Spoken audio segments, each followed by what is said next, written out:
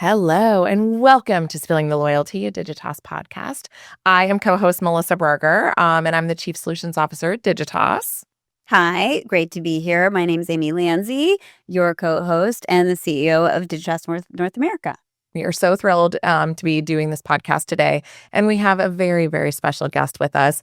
Thrilled you could be here, so thank you, Anda, for joining us. I would love if you could just do a quick introduction on who you are and your background. Thank you. Thank you for having me. It's really a pleasure whenever I get to be in both of your presence. I feel like you really are two of the women who actually call it what it is in our industry, especially in this crazy time, and it's important. So I think it's great content for everyone to listen to, and I'm honored I got to be a part of it. My name is Anda. I'm the co-founder and CEO of Notch. I'm a data nerd.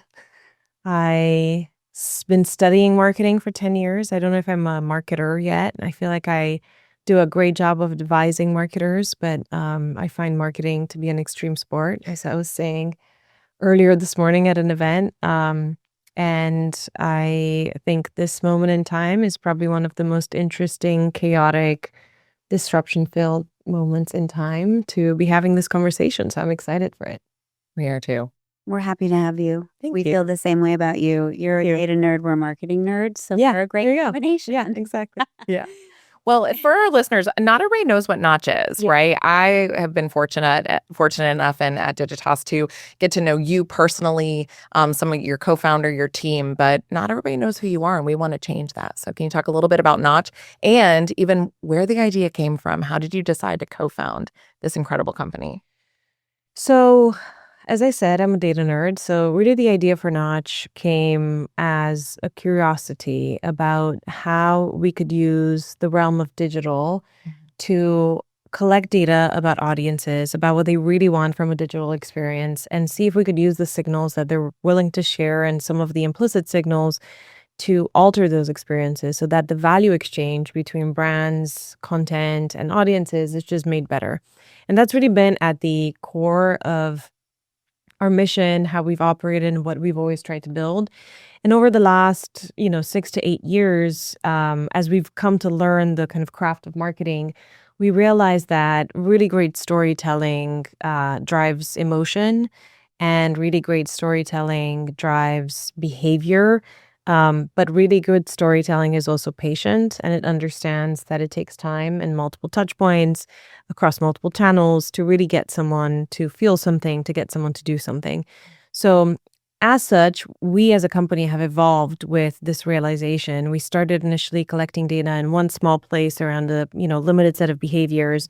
But as we understood that, great storytelling moves people across channels, we became a lot more audience-centric ourselves and really started to collect data in the places where people do journey through content. And in particular, built a lot of strength in the realm of digital or the website. And the website, is one of those arenas that's getting massively disrupted. And we're all at an event this morning talking about what that disruption is actually going to be. There's obviously a new audience coming to websites today, agents. There's still the humans coming, but with a very different intention and expectation. And so what Notch is becoming, in a few months, we're going to have a big announcement. What we're becoming is really an agentic content engine that can detect whether it's an agent or a human that's coming to an experience and then fire up hyper-personalized responses to that. And ultimately, the mission is the same, which is to drive a better value exchange to ensure that if an agent's there or a human's there looking for something, they're getting exactly what they want, and as such, having a good experience with that brand. I love the way you articulated that. And it was interesting just listening to you speak about it and some of the conversation we had earlier today around what is a website, right? What does that mean to your brand? Yeah. And just thinking about the required data layer underneath it for it really to be a knowledge site. And then also, who are we designing for? Yeah. Agent or human? Yeah. And all of your vision on content engine truly really solves for those parts of the world. And when you then think about what happens in organizations today, organizations tend to have a brand person, a website experience person, a CRM person. And so those inherent silos in the orgs really limit the ability to be truly audience-led. Yeah. Start there. Yeah. As well as creating these magical experiences that feel hyper-personalized. We've talked a lot about that in the industry for a long time. Yeah. We really haven't had a place to do that. Yeah. Part of like your inspiration, I'm curious because Yeah. jumping around here, but in terms of your inspiration for Notch. Yeah, for sure. I mean, we've been working with large companies for a few years now in all sorts of different domains, from Bank of America in the banking sector to Zillow in the real estate sector to the auto sector, healthcare sector, etc. And across all of them, what we've seen is that knowledge is held in silos within an organization. And because of that, the sort of accompanying MarTech stack and the practice of marketing has also ended up being siloed. Even something as simple as, first touch versus last touch teams. The fact that there isn't a continuous journey team is a problem because the journey is continuous. There is no first touch journey and then the last touch journey. And there's so many moments in between. Where's the middle touch team? It doesn't exist. So, as we were Sounds looking, funny. Yeah. No one wants to be on that. right? I know, right? It's a tough team to be a part of. Like, what do you get Name is compensated middle on? touch. Like, I don't want to be on. Yeah, exactly. But when you think about this agentic era that we're all going into, the reality is the journey is becoming a lot more fluid, and it's also condensing, I think, because we can do so much more in a shorter period of time within these LLMs. So we have to change the way we think. And so for us at Notch, we think step number one is to consolidate the knowledge from all the different silos. Mm-hmm. What is a website? One way to describe a website is it's a silo of knowledge. It's part of your knowledge siloed in one channel. But if you're consolidating all of your knowledge from CRM, from the website, from your CMS, from your DAM, from your, CDP, you name it, all of your product information, your pricing information, and you feed it into an agentic knowledge base, then you can power a bunch of different customer endpoints and touch points with that agentic knowledge base without the confines of those silos. Because if the knowledge base is built in an intelligent way, tagged in an intelligent way, then an agent should be able to retrieve it and fire up a certain experience for CRM, a different experience for social media, and then a different experience for your website or whatever we end up calling it. I almost feel like we need to call it something else because website just feels like dinosaur at this point. Yeah. Yes. Well, I remember you and I had this conversation probably a few weeks ago now around, a CMO saying, oh, my website traffic's down, right? Yeah. Like in this new age. But, your question was, but how's your conversion? Yeah, exactly. Right? What's it actually driving for your business? And so I think going back to the charts of metrics and performance, great. Yes, I understand we're not going to stop doing that. But I think the so what is what I think where you've been really focused on is Yes. what's actually happening. How are you driving people to the site? What's the content there? Yes. And we can have the most efficient media plan in the world, right, Amy? Yes. You're down to the penny. But if the creative or the content or the messaging is wrong, it doesn't matter. And so I think that's where what I love about Notch is it's really helping show what's actually driving to a conversion, what's getting people to come back. Where are people always abandoning? Yeah. What's wrong with that creative message? Is it the channel? Is it? So I think that's where from a strategy perspective, I love to try to understand some of those pieces. Yeah, I think it's very much about what's working, what's not, and then how do you quickly, maybe even dynamically reassemble the things that are working to really drive better results in real time. One of the practices of marketing of measuring and then reporting and then taking another 2 weeks to make decisions, I think that's definitely going away. And, everyone's freaking out about this traffic going down, but that's ultimately just a leading indicator. Yeah. And you're right. I mean, if your conversions are going up or maybe even staying flat, then ultimately what you've done is you've managed to weed out the audience that didn't care about you and wasn't going to convert anyway. But yeah, I don't want to underestimate how difficult it is for marketers to react to this moment in time because it is, taking quite a big change to adapt from operational, organizational, MarTech. We have to learn all these new words. We have to learn how to market to agents. So it is quite intense. Yeah. It's tough. Extreme sport. It is an extreme sport. It is an extreme sport. Just listen to you talk. I think that to the point of measurement, we often focus on very boxed growth audiences Mm-hmm. because the data tells us so. Mm-hmm. if you do, and it's not easy to do this, but if you actually are changing your website to a knowledge site, Mhm. just use that language Mhm. here, you then don't have to be as ruthless around your growth audiences for media. Mhm. So now you might see traffic go down, but you actually might see the right traffic that converts Mhm. because you've been able to catch them with the right content. That's hard to 100%. do now. Like programmatic logic applied to experience is still hard to produce, which the work you're doing really helps Yeah. support that view. I agree. I'm actually finding it shocking. Like we are at our core a data measurement performance company. We did not build a CMS. We don't fully understand the confines of that. And I don't want to minimize how important a CMS is, but at the same time, I'm genuinely asking myself, how has paid performance marketing gone so far in terms of evolution, innovation, real-time personalization of creative, and then you send everyone into this website with like a bajillion pages where they have to find their way on a scavenger hunt Mhm. to a conversion. I mean, I'm not sure how we didn't fix this earlier. But anyway, I'm glad that we get to play a role now in fixing it. And I think the fact that I don't know much about the world of CMS and DAM is almost giving us a bit of an edge because we're really just performance first. Yeah. Mhm. We're kind of asking ourselves, is this going to actually give people more value and therefore grow the business? And if so, let's figure out how to build the agentic technology to make it work and forget about the confines of pages and CMSs. Yeah. Well, you talk to a lot of CMOs. I think every time I chat with you, I love hearing all the different conversations you're having. So, what is kind of the top thing that you're hearing from them that, again, I think it's a testament to why you have the relationships you have. But I'd love just kind of a snapshot for our listeners of like what's some of the top stuff that's coming up in conversations for you. Yeah. Well, I will start with the human stuff. Because I think we can get lost talking about technology. We But can. the human stuff is important because there's, there's the board and the CEO, and the board reads these, newspapers and news articles and clickbaity titles about how AI should replace this and that. And then it doesn't help that certain CEOs are firing large percentages of their teams in the name of AI, even though it probably isn't about AI. And so there's this frenzy at the top that we need to do something. And that something is we need to fire people.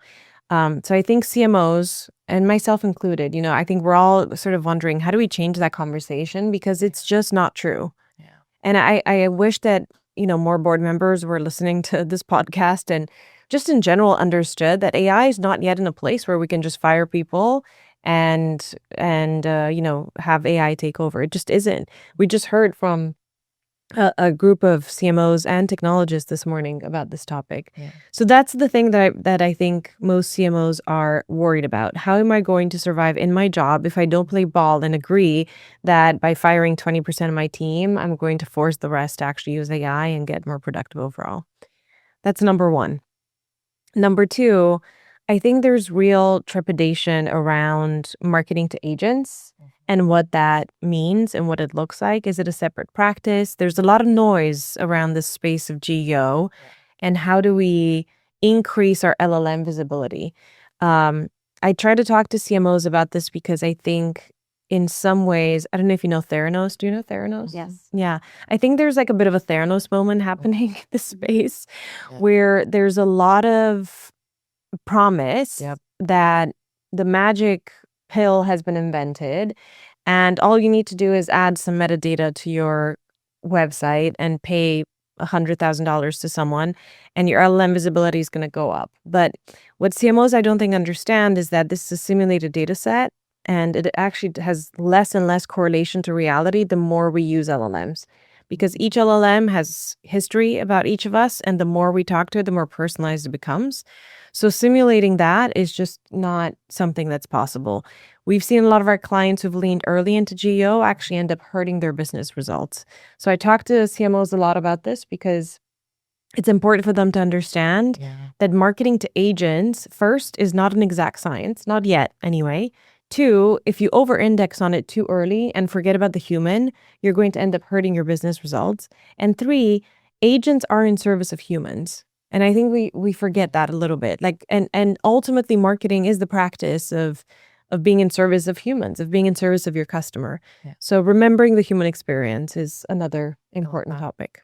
What about you? What do you hear? I mean, you talk to so many CMOs. All similar themes. Yeah. I mentioned when we had the conversation earlier that there is this notion that eventually in 2 years, the future of a marketing department won't exist. It'll be a series of strategists and agents and perhaps a few other, I'll call grown-ups in the conversation. Mm-hmm. To which I said, I do not believe that at all. Mm-mm. I don't believe it either. You need to look at history to see history does repeat itself, right? The promise of it, and I'll just keep using programmatic. The promise of programmatic was that it was just magically going to do things. You didn't need agency partners. Well, that didn't go the way that maybe it was originally forecasted. And then, so there are these shiny objects that illuminate a root cause in an org, which is we have a growth problem. Therefore, we might need to reduce our headcount. Mm-hmm. That's a growth problem. Mm-hmm. That's not because of AI. Yeah. So let's diagnose why we're doing this versus using it as a way to talk about in a way that seems modern. Yeah. So so I align with everything that you said, and there's a lot of chaos and confusion on this. Now, when you get into our clients, and many of them are very leaned in here, I have found that they have lost the foundation that's required to be successful in the future. Mm. So if you do not have the correct data structure, you are not going to do well in the future. To all the reasons you said, because you're building on an unstable. You just don't have signals. That's right. And if you do not have an organization that is really connected for speed and open to change and trying new things, this will hurt you over time. Yes. If you do not have a real sense of understanding of your brand and what it means in the life of a human, think of brands as brands of service, you will not be able to understand how to talk to agents, because agents are going to be mining for speed and making their humans' life easier. Mm-hmm. And I think so it's kind of so when you think about that, oh, well, we're just going to rid all of marketing. It's like, no, we need to upgrade marketing to be ready for the future. Yeah. So we're designing for this future while we're restructuring our website, which is now a knowledge site. Yeah. So there's actually a lot of work to do. Yeah. And I think that's the lost art of actually accepting that change is pervasive. That's the one thing we can count on. And so you need to be making your agency, your service, your company ready for change and accepting what will be right for the future customer. So like designing for my 12-year-old. Yeah. And his, the interface he wants to work within is much more like Minecraft. And so that's how your brand needs to show up. Totally. Yeah. And I think that's another way to say, how do people and agents seek information? Yeah. And let's make sure we're found in that way versus we're just going to do the simple thing, which is wipe out everyone. Yeah. That doesn't seem to make sense. It's not going to solve the problem. No. It's interesting that people have gone for the wipeout tactic before figuring out the vertical practices that they either need to start, stop, continue, right? Exactly. It feels really strange to me. I was also making this point this morning that there's all this technology that's so antiquated that we really, all of us, need to figure out how to rip and replace. And that's the first arena that I think we should go after. Yeah. And I think because agents were sort of marketed as, human-like, we first went after this idea of horizontal workflows. And I've heard so many CMOs say we need to reimagine the horizontal workflow with agents. And on the one hand, I agree to some extent, but on the other hand, it's the hardest thing to figure out. If you don't figure out how to first disrupt and create tremendous efficiency within each practice, then the horizontal workflow is not going to work. You're going to be stringing along things that are completely inefficient. Yeah. I've also found that in the sprint for horizontal workflows, there is an inherent bias of what we want to focus those workflows on. Yeah. Yeah, not what we need. Not what we need. Right. Yeah. Which I also think matters when you're thinking about the experience for your growth audiences. Yeah. So we might want to make a thing or invest here. That's because you like doing that versus it's going to actually drive growth or transform how our brand shows up in our end consumers' lives. Yeah. My assumption is that during COVID, there was a frenzy, especially in the world of technology, and a lot of people were hired. I mean, I remember I went to Silicon Valley, I got into an Uber, and I started talking to the guy, and he was like, "Oh, I'm a Meta engineer."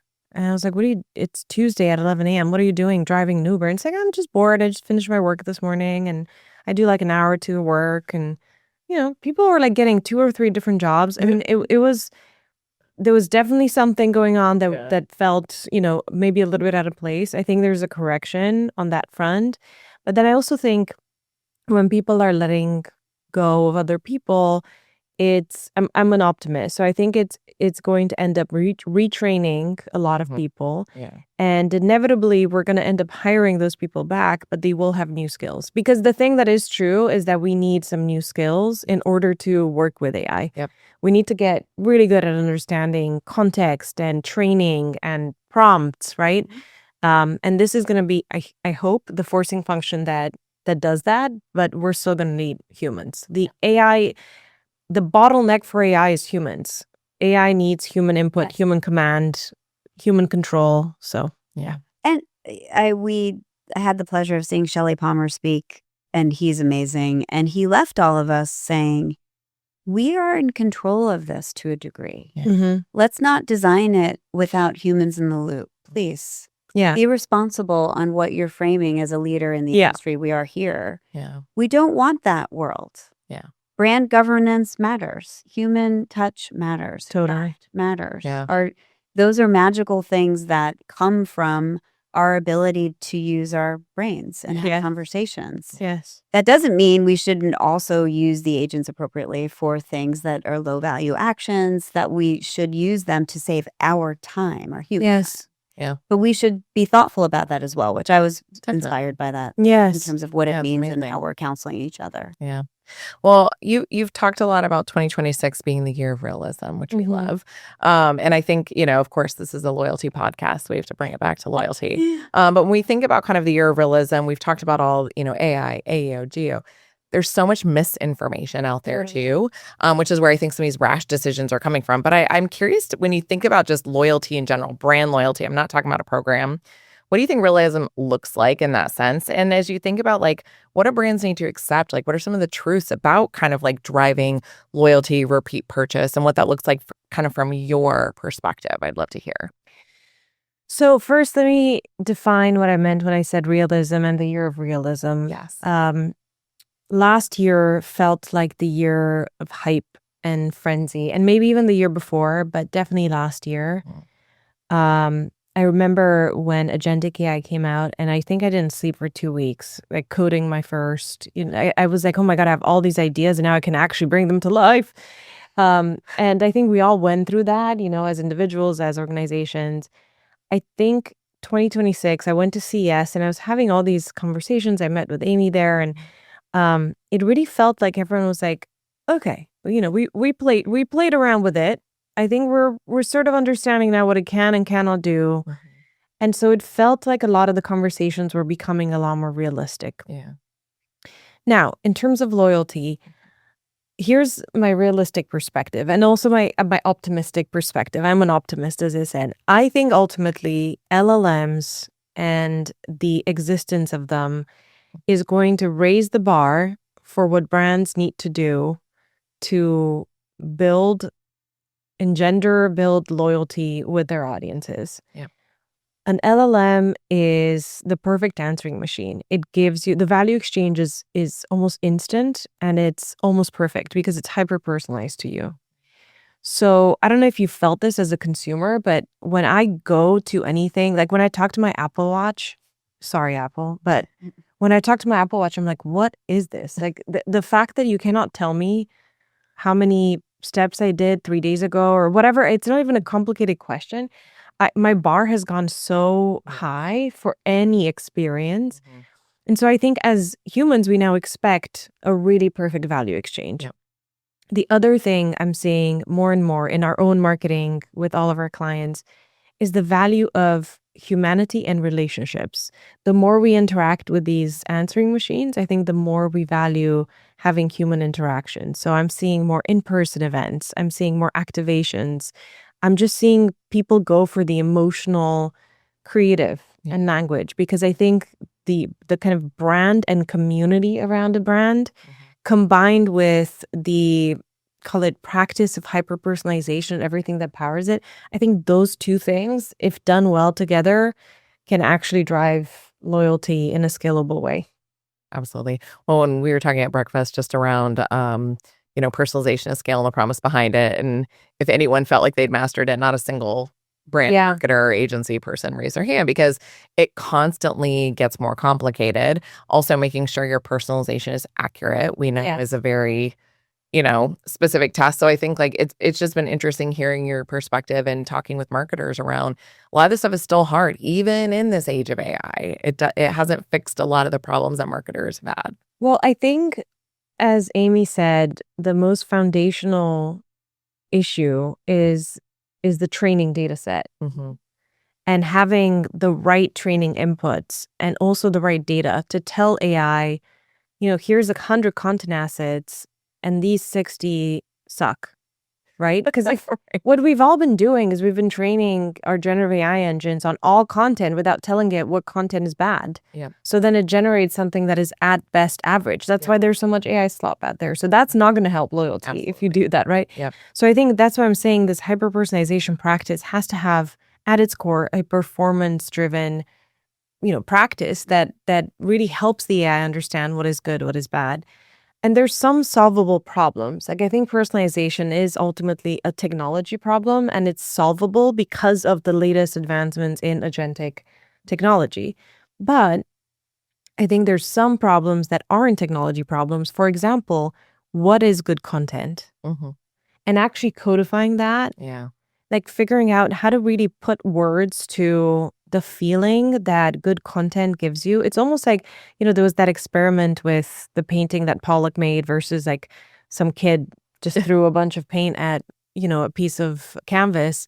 Like, what is it about Mm-hmm. the Pollock painting that really has that je ne sais quoi, right? Codifying that until we figure that out, I don't think AI is actually going to be able to make great content. So that to me feels like less of a technology problem and more of a, I don't know, philosophical, intellectual, As it should be. Yeah. Yeah.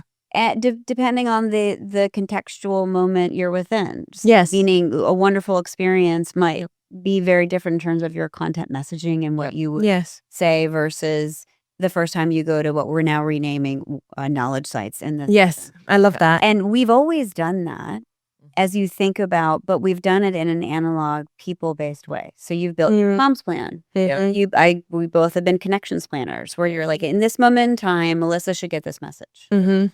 There is a sense of, but you are also forced to make a decision because those channels, use out of home as an example. There's only one message in out of home unless it's digital. That there is this, you have to sort of force yourself. And I think now we're getting to a place with the ability to make everything. We should almost think about making nothing unless we really should. I love that. And then what is that thing? Because that's got to be the magical human-based item. Yeah. It's going to really make you feel. Yeah. Totally. And now if we do that correctly, More isn't more. right. If we do that correctly, then we can say, now we know where we live as a brand emotionally. Too many brands leaned on performance to be too functional. Yep. Yeah. So now we know where we can live and now we can play with it. What does good look like? Because honestly, the good content of last week may not be good this week because of what has changed in our world. Mm-hmm. And so we need to have like the mechanism to talk about it and speed to market, Mhm. but also have the wisdom of crowds to then say, does this feel right? And then you can use synthetic, you can use all of our agent friends to validate or not where we think as humans. But I feel like that's kind of a lost art. That's really the good. I mean, it's definitely coming back. I think the message that's, the kind of like Don Draper, but the message of one to all, I think you're right. That is where art really needs to shine, that emotional connection. But then there are certain things like your website where it's let's face it, it's not art. It doesn't have to be art in every interaction. People are there for a reason. They're not there to be, wowed or feel like a deep sense of connection. Of course, it's nice to have that, but what you need there is just really intelligent reassembly that is driven by the consumer to really get what they want out of the experience. So, yeah, I think you're right that there's going to be a place for that level of creativity, and it may become even more important because it'll be the thing that is most differentiated.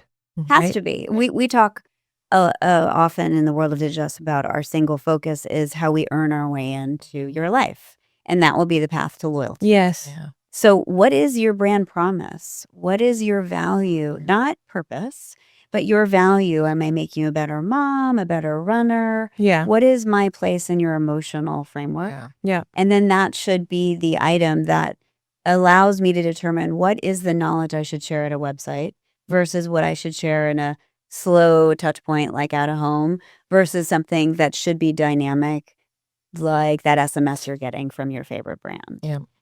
But you still have to start with your right to Yeah. win Yeah. and a great product. Yeah. Still have to do that work. I love that. And you can't confuse that with like, I won share of prompt. Yes. Doesn't matter. Okay. If you Yeah. this So is backwards. that experience, Yeah. they're not going to come back. Yeah. So I think we have to go back to those brilliant basics. Definitely. No, Agree. totally. Brilliant basics. That's a good one.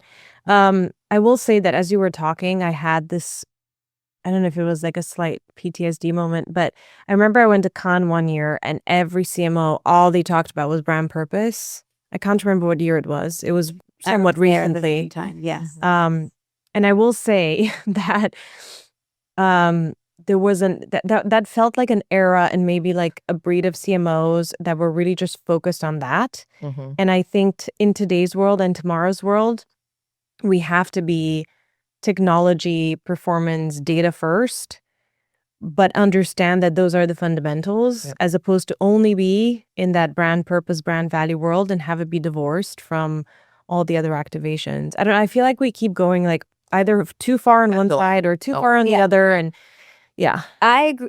To me, you need both network and narrative. Yes. So what's your narrative? What is it? And it's not a purpose driven thing. It's more, my brand exists to get you to explore the world. Mm-hmm. Now, okay, what is the world of Melissa?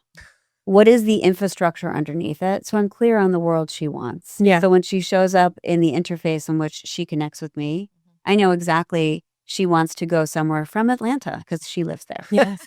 Things like that. Yeah. Yeah. It's like, and that only comes from data and technology. Right. And it's not an gonna assumption, right? That you have Yeah. to test. Of Strong course. assumptions Yeah. easily held. But these need to be, and that's the network with it in which your brand lives. Yes. And how you're constantly iterating against. Yep. Melissa moved to New York, and now I've magically understand that now. Mm-hmm. And we all feel it when you go somewhere, and they're like, "Hi, nice to meet you." As a brand, you're like, "I've been a I've been here. member of this program forever. Mm-hmm. How do you not understand this and the work Mhm. that you should?" Mm-hmm. So it has to be connected. There's a great debate around brand and performance, Yeah. brand formance, and this is where we got into that. Why is it not both? Yeah. Why can't you do well on an Amazon marketplace and build a brand at the same time? Why have we divorced these things? Because Yeah. they go together. It's called the flywheel. Well, I will tell you that I don't know if you've seen this, but I feel like I've seen in the last few months quite a lot of CMOs leave their roles. And there seems to be this trend where the performance team now reports to like, I don't know, product or something like that. And then the brand team reports to comms or something like that.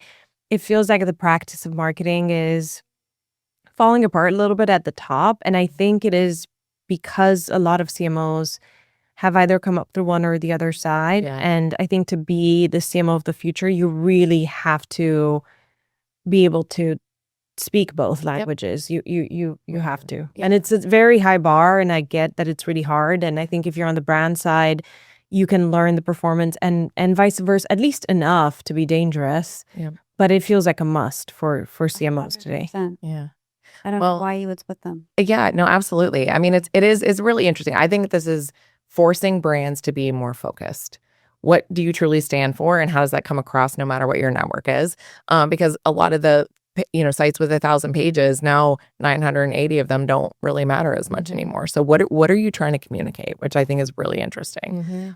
Shockingly, we have spent a lot of time talking already. I love it that when these three ladies get together, we can't stop. All in black today. But no, we really appreciate you being on here. I know we could talk for hours more. We have so many things coming in the works. I'm super excited about some of our partnership I know. stuff. We're not going to talk about it yet, but Come on. yes, come to Con. We're going to have all kinds of amazing things to share. But we ask every guest one question. What brand can you not live without right now? My answer is going to be very California. I love this. Okay. Waiting. Have you heard of Forager? No. Yes. You have? Okay. Are you dairy free? No, but I just this.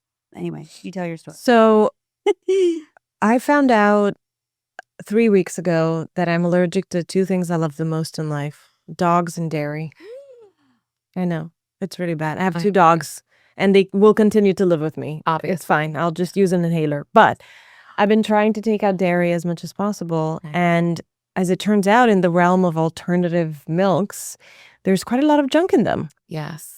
And there's very few brands that do a good job of being both aesthetically beautiful, have an amazing tasting product, and be very transparent in the way they share what they put in their stuff. Okay. And Forager does an incredible job Okay. on all of their products, and they have really great marketing and really great direct to consumer. Okay. So big fan. I want to give them a shout out. Amazing. Amazing. Well, a new brand for me, but that's There you go. exciting. And I don't think I could live without dairy. So No. I'm so sorry for you. Don't get tested. Like, I know That get tested.